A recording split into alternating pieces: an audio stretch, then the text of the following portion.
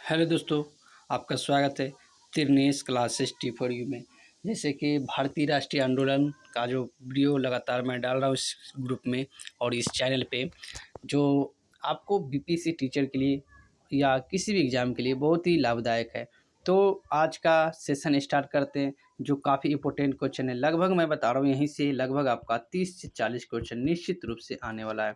तो चलिए आज का सेशन स्टार्ट करते हैं। ये महत्वपूर्ण सेशन है और आपके लिए जो बीपीएससी की एग्ज़ाम में बैठने वाले हैं, 3.0 हो या 4.0, इस सभी के लिए काफ़ी लाभदायक है। तो चलिए आज का पहला क्वेश्चन हम स्टार्ट करते हैं। जो पहला क्वेश्चन है आज का मेरा यहाँ है, गांधी जी को अंग्रेजी सरकार ने कैसर-ए-हिंद की उपाधि से सम्मानित किया था। कब? तो 1915 ईस्वी में किए थे। अब बताओ इनको 1915 ईस्वी में गांधी जी को कैसर-ए-हिंद की उपाधि क्यों दिए थे? जब महात्मा गांधी जी ने मतलब दक्षिण अफ्रीका से वापस आए ना, आप वापस आए तो प्रथम विश्व युद्ध चल रहा था। तो प्रथम विश्व युद्ध चल रहा था, उस समय में क्या हुआ कि अपने भारतीय लोगों को विश्व युद्ध में शामिल होने के लिए क्या कर रहे थे, मतलब जो सेना की कमी पड़ गई थी, तो सेना में शामिल होने के लिए महात्मा गांधी को सहायता ली और उन्होंने महात्मा गांधी गांव-गांव घूमकर सारे युवाओं को बोला कि आप इस विश्व युद्ध में शामिल हो, और इसी के रूप में इनको एक क्या होता है उपाधि दी गई, जो सार्जेंट जो बोलता है, सार्जेंट सार्जेंट की उपाधि दी गई। क्यों? क्योंकि इस सार्जेंट का मतलब होता है कि भर्ती करने वाला युवा। तो इसका मतलब ये हुआ ना, गांधी जी आए थे, उनको पता नहीं था कि अंग्रेज यहाँ पर शासन कर रहे हैं, मतलब उनको पूर्ण रूप से पता नहीं था। तो उन्होंने कहा कि विश्व युद्ध के में लड़ाई कर रहा है, तो हम लोग को अंग्रेज को साथ देना चाहिए। तो इसीलिए अंग्रेज ने क्या इनको दे दिया, कैसर-ए-हिंद को उपाधि दे दिया। कब? 1915 ईस्वी में। तो चलिए आज का नेक्स्ट क्वेश्चन चलते हैं। महात्मा गांधी ने साबरमती आश्रम की स्थापना कब की? तो 1916 ईस्वी में की थी। कब? तो 1916 ईस्वी में किया था। कहाँ? तो अहमदाबाद, गुजरात में किया था। कहाँ किया था? 1916 ईस्वी में गुजरात में किया था। ठीक है, चलिए नेक्स्ट क्वेश्चन है। थोड़ा सा वो ओवर राइटिंग है, इसलिए थोड़ा सा माइनस कीजिएगा, मैं बता दे रहा हूँ, आप पढ़ के सुन लीजिए, मतलब मैं पढ़ रहा हूँ, आप सुन लीजिएगा। चलिए, हाँ, गांधी जी ने फिनिक्स आश्रम की स्थापना कब की थी? 1940 ईस्वी में। 1940 ईस्वी में किए थे। कब? 1940 ईस्वी में डरबन में, दक्षिण अफ्रीका में किए थे। फिनिक्स जो है आश्रम, उनका कहाँ स्थापना किया था? दक्षिण अफ्रीका में किया था, ये डरबन में। ये सारे वीवीआई क्वेश्चन है, इंपोर्टेंट क्वेश्चन है, आपको पूछा ही जाएगा। नेक्स्ट क्वेश्चन है, गांधी जी ने नारा दिया था करो या मरो, राजनीतिक गुरु थे, मतलब गांधी जी के राजनीतिक गुरु कौन थे? तो गोपाल कृष्ण गोखले थे। कौन थे? गोपाल कृष्ण गोखले। चलिए नेक्स्ट क्वेश्चन हम चलते हैं। नेक्स्ट क्वेश्चन है आपका, गांधी जी को अर्धनग्न फकीर कहा था किसने? तो ये विंस्टन चर्चिल ने कहा था, जो ब्रिटेन के प्रधानमंत्री थे। किसने कहा था? ब्रिटेन के प्रधानमंत्री। मैं बता रहा हूँ कि अगर सारे पे मैं कहानी बताने लग जाऊँ ना, तो वीडियो लॉन्ग चला जाएगा। मैं नहीं चाहता हूँ कि लॉन्ग जाओ। अगर ऐसा जरूरत पड़े, अगर आपको रिक्वायरमेंट पड़ेगा, तो मैसेज कमेंट करके बताइए कि हाँ सर सारे के डिटेल्स बताइए। रिक्वायरमेंट अगर जरूरत पड़ता है तो मैं पूरा सारा का डिटेल्स बता दूँ। जैसे मैंने महात्मा गांधी के बारे में चर्चा किया, हर एक क्वेश्चन पर चर्चा करने लग जाए तो लगभग वीडियो लंबा हो जाए, लॉन्ग हो जाए, लगभग 2-3 घंटे की वीडियो हो जाएंगे, क्योंकि सारे को क्या चर्चा करने वाले। जैसे कि अब देख लो, मैंने ऊपर वाले गांधी जी के बारे में समझा था और क्वेश्चन आ गया। देखिए क्या गया है, भर्ती करने वाले सार्जेंट कहलाए कौन? महात्मा गांधी। मैंने बताया था ऊपर क्वेश्चन में, उसका कहानी जो महात्मा गांधी कैसर-ए-हिंद को उपाधि दिया था, तो क्यों? तो भर्ती करने वाले सार्जेंट कहलाए क्यों? क्योंकि उन्होंने आए, गांधी जी आए, वो आप दक्षिण अफ्रीका से वापस आए, तो उन्हें सारे को क्या बोला कि इसमें आप क्या करो, सैनिक में भर्ती हो जाओ और अपने सहयोग करो अंग्रेज को।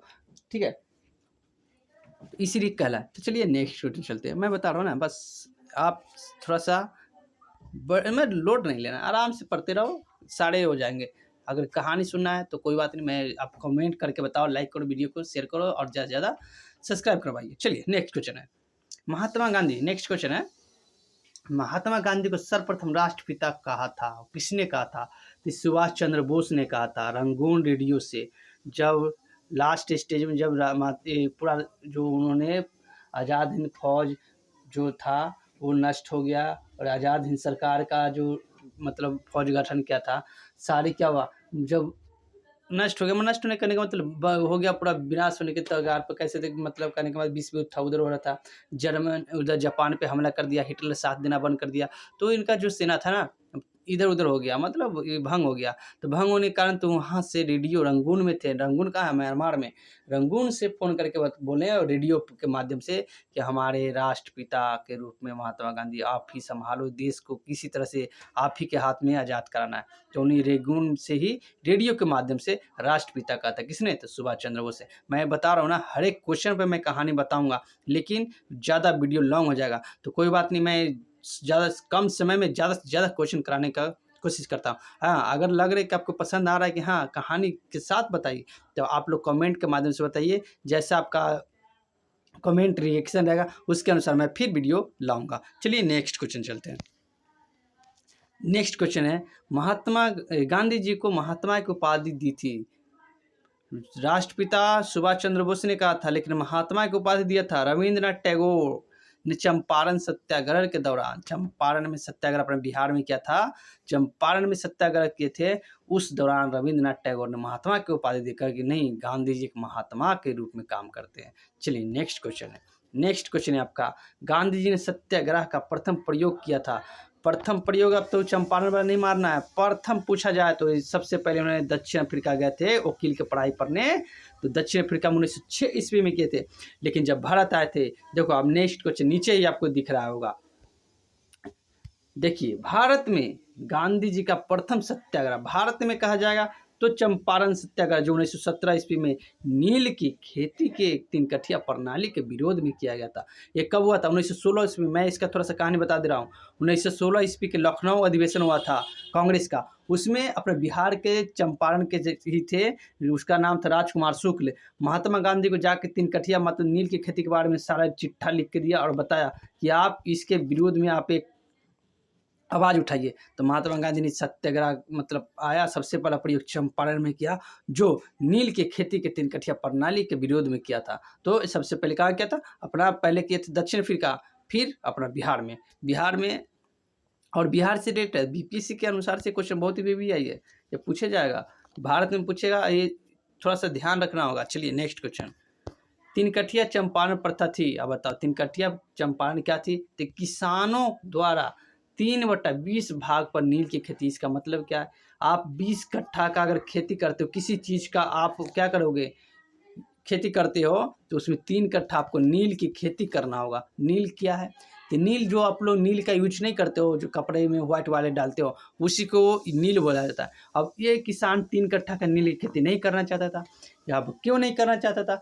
क्योंकि वो उसकी खेती करने से खेत की उर्वरता शक्ति होता है ना, उपजाऊ भूमि नष्ट हो जाते थे, उसमें जो भी था, और इसका जड़ बहुत लंबे लंबे होते थे, और नीचे जा कर के क्या था, उर्वरकता की मात्रा कम कर देती, जिसके कारण किसानों की घाटा, मतलब किसानों को बहुत सारे उर्वरक क्या करना, उपयोग करना पड़ता था, इसीलिए नहीं करना चाहता था। चलिए मैंने उस पर ऊपर एक कहानी बताया था, उस कहानी फिर आगे नीचे बता रहे हैं। देखो मैं बता रहा हूँ ना, जो मैं बता रहा हूँ fact them NCERT based fact है, इधर उधर जाने का कोई जरूरत नहीं। चलिए नेक्स्ट क्वेश्चन, गांधी जी को चंपारण बिहार आने के लिए प्रेरित किया था कौन, ये मैंने बोला था ना, राजकुमार शुक्ल, जो लखनऊ अधिवेशन में जाकर उनको बुलाए थे।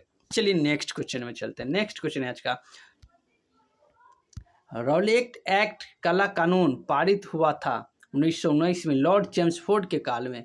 मतलब ये क्या था, 1919 में रॉलेट एक्ट क्या था, ना दलील, ना वकील, ना अपील। मतलब इन्हें में कहने का शक के आधार पर, किसी पर अगर शक हो जाए ना कि इस पे किसी काम को किया है, तो उसको क्या डायरेक्ट बंदी बना करके जेल में डाल दिया जाता था, और इस पे ना वकील, ना दलील, ना अपील, इसमें कुछ नहीं कर सकता था। ठीक है, बिना वकील के, बिना अपील के, बिना दलील के आपको कानून को, इस पे क्या है, इसी को काला कानून कहा गया था। इसी के विरुद्ध में बहुत सारे अपना क्या हो गया था, भारत में जलियांवाला हत्याकांड हो गया था। आगे जब क्वेश्चन आएगा तो मैं बताते जाऊँगा, क्वेश्चन अगर मैं बताते जाऊँ, डील करते जाऊँ, तो बहुत सारे लॉन्ग चले जाएगा। चलिए नेक्स्ट क्वेश्चन चलते हैं। बिना वकील, बिना दलील, बिना अपील, बिना दलील का कानून कहा जाता था रॉलेट एक्ट कानून को, मैंने अभी जस्ट बताया था। चलिए इसी को कहा जाता है नो वकील, नो दलील, नो अपील। इसमें यही नारा था कि आपको अगर पकड़ लिया गया तो आप नहीं कोई वकील रख सकते हैं, नहीं न्यायालय में अपील कर सकते, नहीं अपने विरुद्ध दलील कर सकते। चलिए नेक्स्ट क्वेश्चन, आज का नेक्स्ट क्वेश्चन है, 13 अप्रैल वीवीआई क्वेश्चन है, ये डेट को याद रखना, डेट सही 13 अप्रैल 1919 को जलियांवाला बाग में शांति सभा आयोजित की गई थी। किसके लिए? तो शमसुद्दीन किचलू और डॉक्टर सत्यपाल की गिरफ्तारी के विरोध में। अब इसको विरोध की, इसको क्यों किया गया? तो यही रॉलेट एक्ट कानून आया था, तो इन्होंने किचलू और सत्यपाल को क्या कर लिया था? बंदी बना लिया था। बंदी बनाने का मतलब उन्होंने जेल में डाल दिया था। तो इन्हीं को छुड़वाने के विरोध में क्या क्या किया था? इन सारे लोग जलियांवाला बाग, एक जलियांवाला बाग पंजाब के अमृतसर में है, वहाँ पर एक गार्ड था, चारों पट्टी से क्या, चारों पट्टी से बाउंड्री किया हुआ था, एक गेट था, उसमें शांतिपूर्वक सभा कर रहे थे, लगभग हजारों की संख्या में थे। तो और उसी दिन 13 अप्रैल 1919 को जलियांवाला बाग में जनरल आर डायर ने गोली चलवा दिया और सैकड़ों मतलब हजारों की संख्या में क्या हुआ? मारे गए। इस घटना को बहुत ही झकझोर दिया और सारे भारत के रगों में खून दौड़ने लगा। एक घटना बहुत ही दुखदायक था। इस दिन को याद किया जाता है 13 अप्रैल 1919 को, जब हमारे बच्चे बिलक बिलक कर रो रहे थे। जब देखोगे आप ना उस सीन को, अगर आप याद करोगे तो अभी रगों में खून दौड़ने लगा अंग्रेजों के प्रति। चलिए नेक्स्ट क्वेश्चन। जलियांवाला बाग हत्याकांड हुआ था कब? 13 अप्रैल 1919 को। लॉर्ड चेम्सफोर्ड इस समय का शासनकाल था।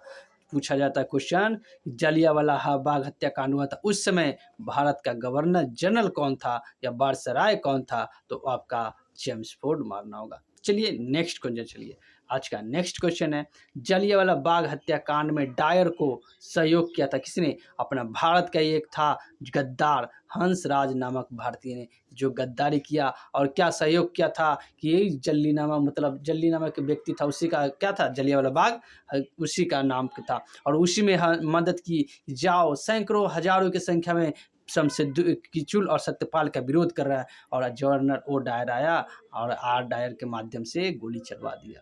चलिए नेक्स्ट क्वेश्चन चलते हैं। जलियांवाला बाग हत्याकांड के लिए जिम्मेदार ओ डायर की हत्या उधम सिंह ने लंदन में जाकर कर दिया। और बताइए उधम सिंह ने प्रण लिया उस दिन, जब तक मैं ओ डायर को हत्या नहीं कर देता हूँ तब तक मैं अपने मतलब प्रण लिया थे। और उन्होंने लास्ट में जाकर लंदन में गोली मारे थे। और कैसे लेके गए थे बंदूक पता है? वो जो एक गीता टाइप का पुस्तक होता है, वो पुस्तक वो बंदूक के जो होता है ना छोटा वाला बंदूक, उसके नाप से कटवा कर उसमें बंदूक उसके नाम से और किताब लेके गए थे और वो किताब में चेकिंग यहाँ से बचते चले गए और वहाँ जाकर गोली से उनको मार डाला। बताइए ऐसे ऐसे क्रांतिकारी थे हमारे भारत में। उन्होंने बुक ऐसा मोटा वाला डिक्शनरी बुक देखा होगा आपने, बहुत मोटा रहता, उसमें उसकी कटिंग के अनुसार कटवा कर उसमें ढक करके ले गए थे। तो इतना क्रांतिकारी दिमाग लगा के उधम सिंह ने ओ डायर को मारा था। चलिए नेक्स्ट क्वेश्चन है आज का, जलियांवाला बाग अमृतसर कांड के जांच के लिए गठित कमेटी था तो हंटर कमेटी था। कौन सा था? तो हंटर कमेटी था। चलिए नेक्स्ट क्वेश्चन चलते हैं। आज का नेक्स्ट क्वेश्चन है, गांधी जी ने कैसर हिंद तथा रविंद्रनाथ टैगोर ने नाइटहुड की उपाधि लौटाया था। मैंने बताया जब गांधी जी आए थे 1915 ईस्वी में तो उनको कैसर हिंद की उपाधि दिया गया था और रविंद्रनाथ टैगोर को नाइटहुड की उपाधि दी गई थी। उन्होंने त्याग दिया उपाधि कब? जब जलियांवाला बाग हत्याकांड हुआ था, इसके विरोध में हुआ था, तो उन्होंने उपाधि अंग्रेज को लौटा दिए कि मैं आपका आप इतना नरसंहार मतलब इतने दुखदायक घटना किए, मैं आपका ये उपाधि नहीं ले सकता हूँ। और उन्होंने दोनों ने मिलकर क्या कैसर हिंद की उपाधि और नाइटहुड की उपाधि लौटा दी है। चलिए नेक्स्ट क्वेश्चन में चलते हैं। गांधी जी की आत्मकथा सत्य के साथ मेरे प्रयोग, इसका आत्मकथा का नाम क्या है? सत्य के साथ प्रयोग, मतलब हिंसा नहीं करेंगे, अहिंसा के मार्ग पर चलेंगे। और उनका एक और प्रकाशन था नवजीवन पत्रिका। ये सारे वीवीआई क्वेश्चन आप याद करके रखना, ठीक है। चलिए नोआखली काल, ये क्या है? नोआखली काल 1946 में महात्मा गांधी के सचिव थे प्यारेलाल। ये पूछेगा महात्मा गांधी के सचिव कौन थे? तो प्यारेलाल, अपने याद रखिएगा। चलिए नेक्स्ट क्वेश्चन है, हमारे जीवन में प्रकाश चला गया, किसने कहा था? मेरे जीवन से एक प्रकाश चला गया था, किसने कहा था? तो नेहरू जी ने गांधी जी के मृत्यु पर कहा था। जब गांधी जी की मृत्यु हुई थी तब पंडित जवाहरलाल नेहरू ने कहा था कि हमारे जीवन से प्रकाश चला गया, जब गांधी जी की 1938 जनवरी 1948 को नाथूराम गोडसे ने गोली मारी थी, उस समय बोला था हमारे जीवन से एक प्रकाश चला गया। चलिए नेक्स्ट क्वेश्चन। गांधी जी की पहली भूख हड़ताल थी। गांधी ने सबसे पहले भूख हड़ताल अहमदाबाद में सूती मिल कारीगरों के लिए किया था। अहमदाबाद में 1918 ईस्वी में प्लेग नामक एक बीमारी आई थी, उसके आने से उसके साथ साथ विश्व युद्ध चल रहा था। उसकी इसी के कारण क्या हुआ था कि मिल मालिक ने क्या किया था, उनको सैलरी देने से इनकार कर दिया था कि नहीं मैं नहीं बढ़ाऊंगा। मतलब बहुत सारी कहानी है इस पर। तो उन्होंने क्या कहा, पहली बार अहमदाबाद में सूती मिल कारीगरों के लिए भूख हड़ताल रखे थे। चलिए नेक्स्ट क्वेश्चन चलते हैं। आज का नेक्स्ट क्वेश्चन है, गांधी जी द्वारा असहयोग आंदोलन की शुरुआत कब किया गया था? तो 1 अगस्त 1920 ईस्वी को किया गया था असहयोग आंदोलन। चलिए आज का लास्ट क्वेश्चन है आपको। लास्ट क्वेश्चन यह है, असहयोग आंदोलन शुरू करने के समय भारत का वायसराय कौन था? तो लॉर्ड चेम्सफोर्ड। और लॉर्ड चेम्सफोर्ड 1919 में भी था जब जलियांवाला बाग हत्याकांड हुआ था। तो चलिए, तो आज का सेशन समाप्त होता है। अगर ये सेशन आपको कैसा लगा कमेंट के माध्यम से बताइएगा, ताकि अगर अच्छा लगा हो तो वीडियो को लाइक कीजिए, चैनल को सब्सक्राइब कीजिए और ज़्यादा से ज़्यादा शेयर कीजिए, ताकि मैं गारंटी दे रहा हूँ कि यहीं से लगभग 30 से 40 क्वेश्चन आएगा और मैं आपको बीपीएससी टीचर बना के ही छोड़ूंगा। ठीक है, लेकिन इसके लिए आपको मेरा साथ देना होगा, इस वीडियो को देखना होगा। आप देखिए, आपको विश्वास नहीं, थोड़ा सा बिलीव कीजिए, चैनल पर तो बिलीव करना पड़ेगा। विश्वास पे तो दुनिया कायम है, आपको तो थोड़ा बहुत विश्वास करना ही होगा, नहीं तो आपकी लाइफ है, आप क्या करोगे आप सोचो। ठीक है, बस यही कहना चाहेंगे। अगर वीडियो अच्छा लगा हो तो चैनल को सब्सक्राइब कर लीजिए, लाइक कीजिए। चलिए, वीडियो देखने के लिए धन्यवाद।